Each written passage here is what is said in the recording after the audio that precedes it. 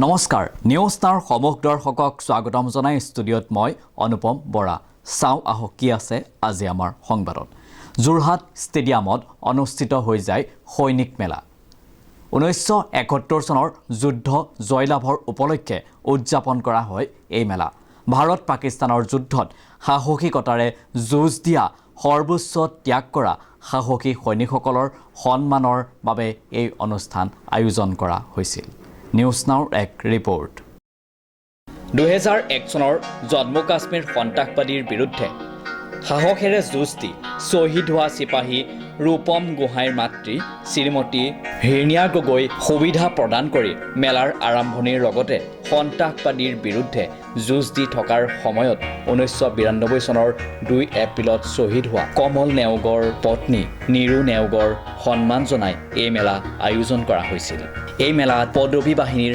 বায়ু ৰক্ষা বাহিনী প্ৰতিৰক্ষা বাহিনী যোগাযোগ বাহিনীৰ লোকসকল উপস্থিত আছিল তদুপৰি এই মেলাত সেনাৰ কুকুৰৰ দ্বাৰা বিভিন্ন ধৰণৰ খেল প্ৰদৰ্শন কৰা হৈছিল বিভিন্ন ধৰণৰ অস্ত্ৰ প্ৰদৰ্শন কৰা হৈছিল সেই সকলোখিনিৰ ওপৰত শিক্ষাৰ্থীসকলক জ্ঞান প্ৰদান কৰা হৈছিল প্ৰায় 2900 শিক্ষাৰ্থীয়ে বিভিন্ন স্কুল কলেজৰ পৰা আহিছিল আৰু এই মেলাৰ উপভোগ কৰিছিল ইয়াৰ উপৰিও তেওঁলোকে সেনা বাহিনীৰ সম্পৰ্কে বিভিন্ন ধৰণৰ নজনা কথা জানিবলৈ সুবিধা পাইছিল শিক্ষাৰ্থীসকলে ভাৰতীয় প্ৰতিৰক্ষা বাহিনীত যোগদান কৰিবলৈ আৰু দেশৰ বাবে কাম কৰিবলৈ অনুপ্ৰাণিত হৈছে দেশ মাতৃৰ সন্মান আগত ৰাখি গোটেই ষ্টেডিয়ামৰ চাৰিফালে কেৱল ভাৰত মাতা কি জয় ধ্বনি বিয়পি পৰিছিল Today we have brought the students of DPS Jorhat to the Jorhat Stadium on this occasion of Victory Day because we want our students to actually realize the real strength of our country and why we all people are actually sleeping in peace while Indian Army, Indian Air Force and Indian Navy are working towards our safety and security. So in future maybe they can get influenced and they can be also an army man and join army. So that's why we have brought them and we hope that they see some changes and they are really very excited to see this exhibition. Thank you. A very good to everyone. We, the students of DPS Jorhat, are here on this exhibition on the Victory Day. Here we are very excited to see all these displays, exhibitions, and weapons. Anupam Bora report news now 24/7 সাহিত্য কাণ্ডাৰী পদ্মনাথ গোহাঁই বৰুৱাৰ 150 সংখ্যক জন্ম জয়ন্তীৰ লগত সংগতি ৰাখি শিৱসাগৰত চলি থকা গ্ৰন্থমেলাত পাঠকে আদৰি লৈছে এখন বিশেষ গ্ৰন্থ সাহিত্য কাণ্ডাৰী পদ্মনাথ গোহাঁই বৰুৱাৰ 150 সংখ্যক জন্ম জয়ন্তীৰ লগত সংগতি ৰাখি শিৱসাগৰত চলি থকা গ্ৰন্থমেলাত পাঠকে আদৰি লৈছে এখনি বিশেষ গ্ৰন্থ মূলতঃ প্ৰেমক উপজীব্য হিচাপে লৈ ৰূপাঞ্জলি নেওগে লিখা আৰু GS পাব্লিকেশ্যনে প্ৰকাশ কৰি উলিওৱা এই উপন্যাসখনে পাঠকৰ ব্যাপক সঁহাৰি লাভ কৰাৰ লগতে সুখী লেখিকাগৰাকী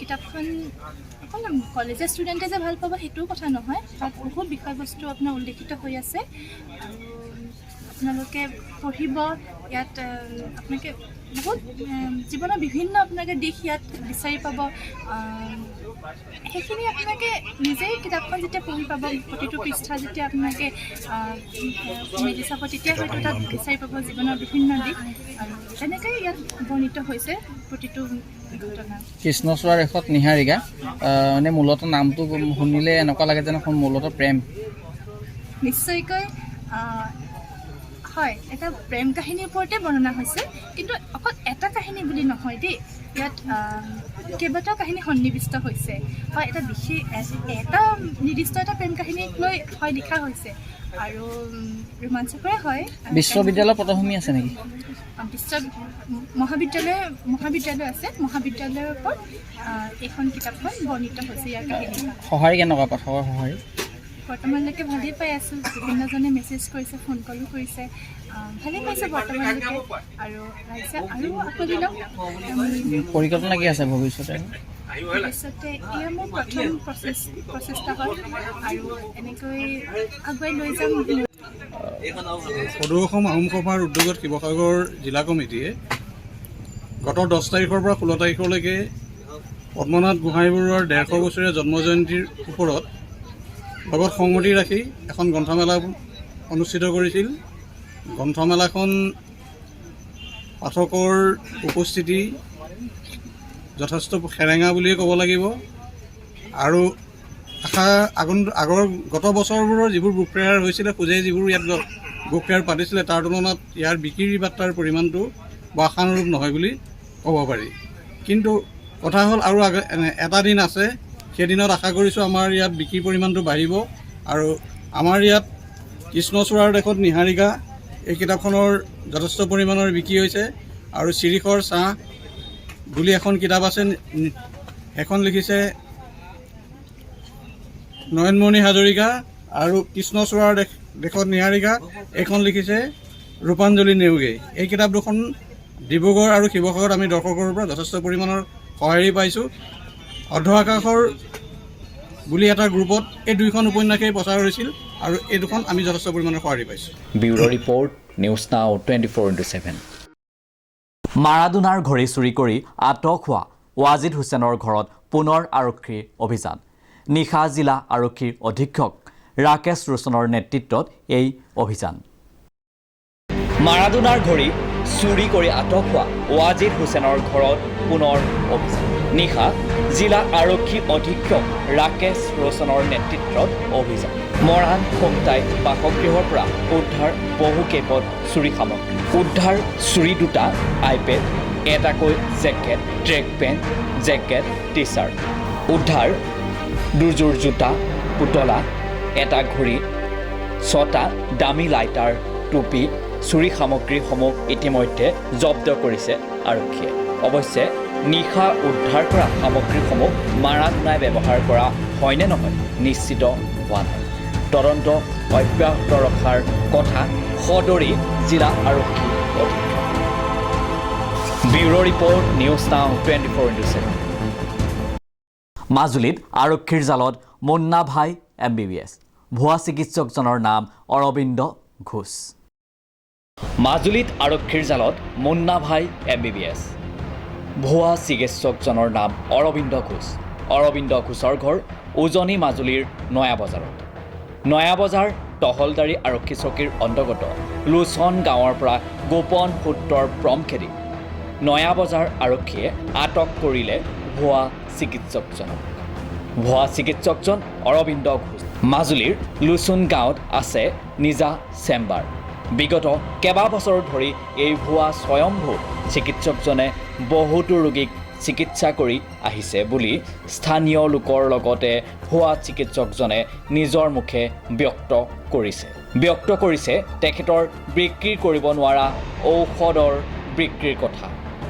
ভুৱা চিকিৎসকজনৰ চেম্বাৰৰ পৰা বহু দৰৱ জব্দ কৰিবলৈ সক্ষম হৈছে আৰক্ষী। বাতৰি যুগুত কৰা পৰলৈকে আৰক্ষীয়ে তদন্ত অব্যাহত ৰাখিছে বুলি আৰক্ষীয়ে জানিবলৈ দিছে। কাম কৰোঁ, ফাৰ্মাচিষ্ট নহয় মই ধৰক ডক্টৰে প্ৰেছক্ৰিপশ্যন কৰিলে সেইটোৰ ওপৰত বেছ কৰি পিনি মেডিচিন বিচনা মানে মই নিজে শুওঁ। কেতিয়াবা ইনজেকশ্যন মই দিওঁ, কেতিয়াবা ডক্টৰৰ প্ৰেছক্ৰিপশ্যন কৰি দিয়ে ইনজেকশ্যন বোলে দি ল'বা ফাৰ্মাচিষ্টে ক'ব যদি সুবিধা হয়। গাঁৱৰ ৰাইজটো গাঁৱৰ মানে ইমান দূৰত যাবলৈ বিচৰা নাই আৰু প্ৰেছক্ৰিপশ্যনটো কৰি আনে, ইয়াতে মেডিচিনটো পাই যায়। ইয়াতে তুমি পুছ কৰি দিয়া, হস্পিটেলতনো কি যাম আৰু। ইনজেকশ্যন পুছ কৰি দিওঁ, চেলাইন দি দিওঁ। এক্সপিৰিয়েঞ্চ আছে। আপুনি ইয়াতে থাকোঁ, ৰাতি মানে থাকোঁ ইয়াতে দিয়ে ইনজেকশ্যন, ইয়াতে দি দিওঁ, কেতিয়াবা দিওঁ, কেতিয়াবা কাৰোবাৰ ঘৰত দি দিওঁ, ঘৰলৈ মাতি লৈ যায়। হস্পিটেলৰ পৰা চেলাইনটো লৈ আহেতো। বোলে আপুনি পঢ়া শুনা মই গ্ৰেজুৱেশ্যন 90 চনত মই গ্ৰেজুৱেট হয়। এনেইতো মেডিকেল লাইনত কিবা পঢ়িছে না? মেডিকেল লাইনত মই পঢ়া নাই, কিন্তু মানে মোৰ ফুল এক্সপিৰিয়েঞ্চ মানে ধৰক ফাৰ্মাচিষ্ট কাম কৰা, হ'লচেল এজেঞ্চিবিলাকত কাম কৰা, ডক্টৰৰ লগত কাম কৰা, মানে এইবিলাক কৰোঁতে মানে এক্সপিৰিয়েঞ্চ কোন ডক্টৰৰ লগত কাম কৰিছিলে? মই ইয়াত ডক্টৰ এটা সময়ত আমাৰ ডক্টৰ নীল পেগু বুলি এজন স্বনামধন্য ছাৰ আছিলে, তেখেতৰ লগত আণ্ডাৰত মই কাম কৰিছিলোঁ। এতিয়া মাজুলী মাজুলী জইণ্ট ডাইৰেক্টৰ হৈ আছে। হয়। তাৰপিছত ডক্টৰ বাবুল চন্দ্ৰ কলিতা, তেখেতৰ ঘৰ নলবাৰী হয়, তেখেতৰ আণ্ডাৰতো মই কাম কৰিছিলোঁ। আপুনি নীল পেগুৰ আণ্ডাৰত কি কাম কৰিছিলে? না মোৰ যেতিয়া ফাৰ্মাচীখন নয়াবজাৰত আছিলে, তেতিয়া ডক্টৰ নীল পেগু ছাৰে মোৰ ফাৰ্মাচীত পেচেণ্ট চাইছিলে। আপোনাৰ ফাৰ্মাচীত পেচেণ্ট চাইছিলে। তেতিয়া তেখেতৰ লগত থাকোঁতে মানে বহুত কাম মই শিকি গ'লোঁ। তেখেতে বেজি দিবলৈ দিয়ে, অৰবিন্দ তুমি বেজি দি দিয়া, তেনেকৈ শিকাই বুজাই দিলে আৰু তেনেকৈ আৰু ধৰক এতিয়া নিবনুৱা মানুহ। ফাৰ্মাচিষ্ট নথকাকৈ আপুনি লাইচেঞ্চটো কেনেকৈ পালে? নহয়, তেতিয়াৰ দিনত 90 চনত RP লাইচেঞ্চ দিছিলে। RP লাইচেঞ্চ ল'বলৈ হ'লে মানে এক্সপিৰিয়েঞ্চ থাকিলেই হ'ল। এক্সপিৰিয়েঞ্চ চাৰ্টিফিকেট এখন দি দিয়ে, তাৰ ওপৰত বেছ কৰি পিনি RP মানে ৰেষ্ট্ৰিক্টেড ফাৰ্মাচী বুলি এখন লাইচেঞ্চ দিয়ে। ৰেষ্ট্ৰিকশ্যনখিনি কিহত? ৰেষ্ট্ৰিক্টেড মানে ৰেষ্ট্ৰিক্টেড লাইচেঞ্চ মানে সেই লাইচেঞ্চটোত আমি চব মেডিচিন ৰাখিব নোৱাৰোঁ। মানে ধৰক শিডিউল H ড্ৰাগছৰ মেডিচিন কিছুমান আমি ৰাখিব নোৱাৰোঁ। ধৰক আপোনাৰ ইনজেকশ্যন কিছুমান এণ্টিবায়'টিক জাতীয় কিছুমান ইনজেকশ্যন থাকে, এইবিলাক পয়জন জাতীয় মেডিচিনবিলাক আমি ৰাখিব নোৱাৰোঁ। এনেধৰণৰ কিছুমান মেডিচিন ৰাখিব নোৱাৰোঁ। সচৰাচৰ ভিটামিন অগ্ৰম এণ্টিবায়'টিক সৰু সুৰা এণ্টিবায়'টিক ডবলবিলাক নহয়, এণ্টিবায়'টিক গ্ৰুপ আছে। আপোনাৰ ইয়াত কি মানে বেজি কি পায়? বেজি মানে সাধাৰণ আৰু ধৰক আপোনাৰ বিষৰ বেজি। আমি তেখেতক আটক কৰিছোঁ, কিন্তু প্ৰকৃত তথ্যটো আমি উলিয়াব পৰা নাই। সঠিক যদি তথ্যটো উলিয়াব পাৰোঁ আমি তেখেতক জেললৈ প্ৰেৰণ কৰিম। এতিয়ালৈকে তেখেতৰ উদ্ধাৰ মানে কি, তেখেতৰ ফাৰ্মাচী হিচাপে এখন দোকান খুলি আছে, তাত গৈ আমি দৰৱ পাতি অলপ জব্দ কৰিছোঁ আৰু কাগজ নথি পত্ৰ অলপ চিজ কৰিছোঁ। তেখেতৰ লাইচেঞ্চ বুলি নহয়, ড্ৰাগছ লাইচেঞ্চ এখন আছে, কিন্তু তেখেতে ৰিনিউ কৰোৱা নাই, সেইখন পুৰণা হৈ আছে, সেইখনো আমি জব্দ কৰিছোঁ। সেইখন 95লৈকে আছে, তাৰপৰা তেখেতে ৰিনিউ কৰা নাই। চেণ্ট্ৰপল উডেন ফাৰ্ণিচাৰ সাংস্কৃতিক নগৰী যোৰহাট চহৰৰ মালৱলীস্থিত এখনি সম্ভ্ৰান্ত উডেন ফাৰ্ণিচাৰ চেণ্ট্ৰপল উডেন ফাৰ্ণিচাৰ ব্যৱসায়ত ইতিমধ্যে সকলোৰে পৰিচিত নাম হৈ পৰিছে চেণ্ট্ৰপল উডেন ফাৰ্ণিচাৰ। চালে চকু ৰৈ যোৱা অত্যাধুনিক উন্নত মানদণ্ডৰ উডেন ফাৰ্ণিচাৰসমূহে সকলোৰে মন মোহিত কৰে। আমাৰ শ্ব'ৰুমত সকলো ধৰণৰ অত্যাধুনিক ডিজাইনৰ ফাৰ্ণিচাৰ পোৱা যায় উচিত মূল্যত। আমি বিয়াৰ সম্পূৰ্ণ ফাৰ্ণিচাৰো যোগান ধৰোঁ।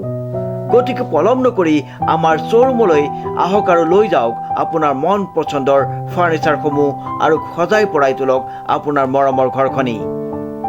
উল্লেখযোগ্য যে আমাৰ নিজা কাৰখানাত অভিজ্ঞ কাৰিকৰৰ দ্বাৰা আমাৰ ফাৰ্ণিচাৰসমূহ নিৰ্মাণ কৰা হয়, য'ত মানদণ্ডৰ কোনো ধৰণৰ আপোচ কৰা নহয়। আমি ঘৰৰ দুৱাৰ খিৰিকী আৰু চৌকাঠৰো অৰ্ডাৰ লৈ যোগান ধৰোঁ। আমাৰ ঠিকনা চেণ্ট্ৰপল উডেন ফাৰ্ণিচাৰ, BSNL অফিচৰ কাষত, মালৱালী, যোৰহাট 785-001। আমাৰ ফোন নম্বৰ 8473034249 অথবা 8638059893। আমাৰ শ্ব'ৰুমৰ লেণ্ডলাইন নম্বৰটো হৈছে 037679600017।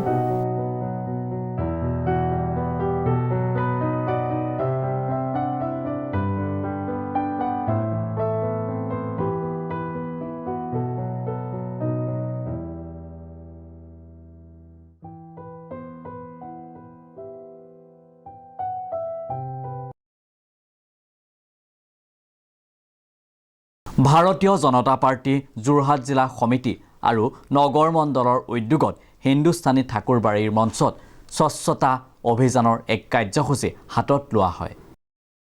ভাৰতীয় জনতা পাৰ্টিৰ যোৰহাট জিলা সমিতি আৰু নগৰ মণ্ডলৰ উদ্যোগত হিন্দুস্তানী ঠাকুৰবাৰী মঞ্চত স্বচ্ছতা অভিযানৰ এক কাৰ্যসূচী হাতত লোৱা হয়। ভাৰতীয় জনতা পাৰ্টিৰ কেন্দ্ৰীয় সমিতিৰ পৰামৰ্শ আৰু অসম ৰাজ্যিক বিজেপিৰ পৰামৰ্শৰ মতে ভাৰতীয় জনতা পাৰ্টিৰ স্বনামধন্য নেতা, বিশ্ববৰেণ্য নেতা, ভাৰতবৰ্ষৰ প্ৰধানমন্ত্ৰী নৰেন্দ্ৰ মোদী ডাঙৰীয়াই ভব্যকুচীয়া কাব্যকুচীৰ আমাৰ শ্ৰী শ্ৰী কাশীধাম যাত্ৰাৰ শুভাৰম্ভ কৰিব। এই যাত্ৰাৰ উপলক্ষে ভাৰতীয় জনতা পাৰ্টীৰ আমাৰ যোৰহাট জিলা সমিতি আৰু নগৰ মণ্ডলৰ উদ্যোগত আজি হিন্দুস্তানী আমাৰ ঠাকুৰবাৰী মঞ্চত আমি স্বচ্ছতা অভিযানৰ আমি এই কাৰ্যসূচী শুভাৰম্ভ কৰিছোঁ। আৰু প্ৰথম এই কাৰ্যসূচী আৰম্ভ কৰাৰ আগতে আমি আধ্যাত্মিক দিশৰ এটা মন জাগৃত কৰি আমি ইয়াত এগছি বন্তি প্ৰজ্বলন কৰিছোঁ। আৰু প্ৰধানমন্ত্ৰী নৰেন্দ্ৰ মোদী ডাঙৰীয়াৰ এই কাশীধাম যাত্ৰাৰ মূল উদ্দেশ্য হৈছে বিশ্বত শান্তিপুৰ ঘূৰি আহক আৰু সমগ্ৰ বিশ্ববাসীৰ মাজত যাতে সুসমন্বয় সুসম্পৰ্ক জাগৃত হওক। আৰু এই মানসিকতাৰ আমিও আজি আমি তেখেতৰ যি চিন্তাধাৰা এই চিন্তাধাৰাক বাস্তৱত ৰূপায়িত কৰিবৰ কাৰণে ভাৰতীয় জনতা পাৰ্টী যোৰহাট জিলা সমিতিৰ উদ্যোগত আৰু নগৰ মণ্ডলৰ সহযোগত আমি ইয়াত স্বচ্ছতা অভিযান আৰম্ভ কৰিছোঁ। আৰু ইয়াত ভাৰতীয় জনতা পাৰ্টীৰ আমাৰ বিভিন্ন প্ৰকাৰৰ কাৰ্যকৰ্তা আমাৰ জিলা সমিতি হওক। Bureau' report news now 24/7। News নাওৰ বাতৰি আজিলৈ ইমানেই। বিভিন্ন বাতৰি আৰু অনুষ্ঠানৰ বাবে চাই থাকক নিউজ নাও 24/7। ধন্যবাদ। সকলো ধৰণৰ সুবিধা থকা ট্ৰেভেলাৰ ICU এম্বুলেন্স য'ত থাকিব ভেণ্টিলেটৰ সুবিধাৰ লগতে ডিফেব্ৰিলেটৰ অক্সিজেন মনিটৰ আদি। কোনো ৰোগী যদি ডিব্ৰুগড় গুৱাহাটী বা অসমৰ যিকোনো চিকিৎসালয়লৈ যাবলগীয়া হয় তেন্তে আমাৰ যোগাযোগ নম্বৰ 7002157385 নম্বৰত ফোন কৰিলে আমি ততাতৈয়াকৈ আপোনালোকক সহায় কৰিবলৈ 24 ঘণ্টাই সাজু।